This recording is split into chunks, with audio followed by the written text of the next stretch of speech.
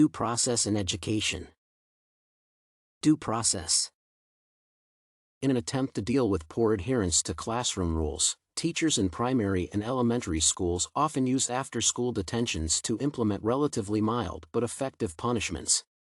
Considering the concepts of due process and students' rights, the practice of making misbehaving students spend extra time in school does not need to be preceded by due process. The 14th Amendment to the U.S. Constitution states that nobody should be deprived of liberty, possessions, or life without due process of law.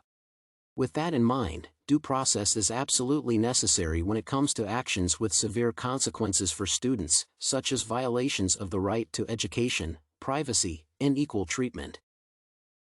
Due process is not required since after-school detention is a minor punishment that does not violate a child's legal rights.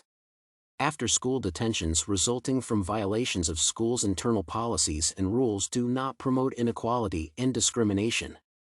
Basically, before participating in the educational process, all students are informed about classroom rules, expected behaviors, and sanctions for ignoring the established rules.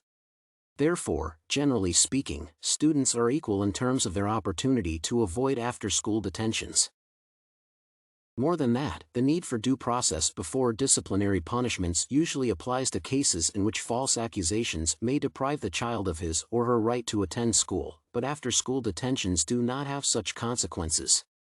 For example, the above-mentioned constitutional amendment protects school students from being searched or suspended from classes without adequate reason, but there are no similar rules for after-school detentions.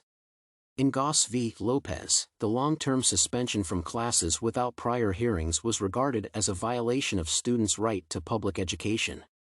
In contrast to suspensions, by definition, after-school detentions do not limit children's right to education since they take place outside of school hours. Additionally, instead of losing their opportunity to attend classes, students are typically encouraged to devote after-school detention time to homework or extra assignments. According to Ingraham v. Wright, notices and hearings are not required prior to using corporal punishments. Even corporal punishment, in spite of its potentially harmful consequences for students, is sometimes regarded as a constitutional practice. Considering this, after-school detentions that are actually harmless can be implemented without due processes, such as hearings. In summary, in the field of education, the concept of due process is inextricably connected with students' rights, including the right to get an education. Although they cause students discontent, after-school detentions do not limit or violate this right in any meaningful way and do not expose students to significant risks if compared to other disciplinary consequences. With that in mind, no due process, such as fair hearings, is required prior to implementing this form of punishment. Suspensions in school. The first aspect that a school must take into account to suspend a disabled student is presented by connections between this student's inappropriate behaviors and the essential manifestations of his or her disability. Basically, decisions regarding suspension from school cannot be made without thorough assessments since disciplinary actions for something that the child cannot control due to disability are legally and morally inappropriate. Prior to implementing any suspensions, individualized education program teams should organize the so-called manifestation determination meetings to review IEPs, observations reported by parents and teachers, and the child's medical information. Information from these sources can help the team to decide whether unwanted behaviors are closely associated with disabilities and whether misbehavior has to deal with the school's inability to meet the child's educational needs to the full extent. If at least one of these two statements turns out to be correct, the school will not be able to suspend a student. In other circumstances, the student should be disciplined just like his or her typically developing peers. Concerning the second aspect, even after suspension from classes, such students' educational needs may need to be met in an alternative way. This rule applies to suspensions that can have a detrimental impact on children's academic progress and knowledge development.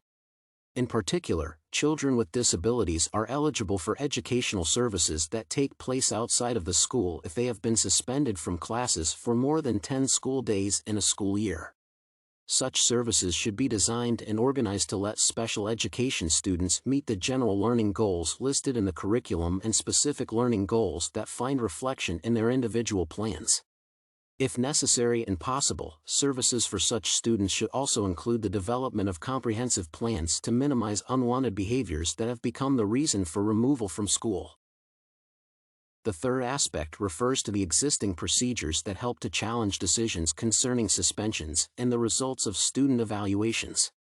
Both the parents and the school can request hearings and the hearing officer's assistance if they disagree with the proposed measures or have reasons to suppose that these measures can cause harm to the misbehaving student or other students in the educational setting. For instance, educational agencies may use this procedure to prove that the failure to remove an aggressive student with disabilities can lead to harmful consequences for other students, such as injuries.